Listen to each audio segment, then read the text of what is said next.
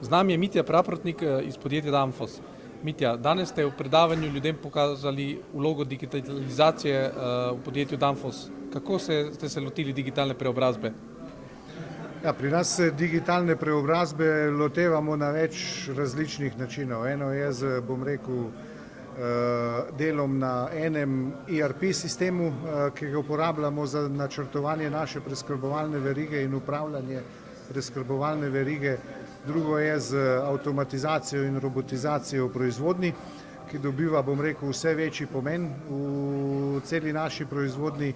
In tretje je tisto, kar je najpomembnejše, z spremembo kompetenc pri naših ljudeh, ker digitalizacija in robotizacija pa Internet of Things prinaša, velike spremembe na področju človeških kompetenc. Naprimer, operater v proizvodnji danes ni več tisto, kar je bil pred 5 leti, mora imeti bistveno večja znanja, kot jih je imel pred 5 leti. Ne gre se več samo za sestavljanje nekih izdelkov, gre se za nadzor, kompletnih industrijskih sistemov, kompleksnih, gre se za znanja povezanja z računalništvom in tako naprej. Stvari se, iz dneva v dan bistveno spreminjajo in najpomembnejše pri vsem skupaj so kompetence in pa ljudje. Kako pa vaši ljudje sledijo oziroma bodo sledili tej tehnologiji? Mislite, da ste pred tehnologijo oziroma se ji prilagajate? Ne, mi smo nekje na nivoju z konkurenco.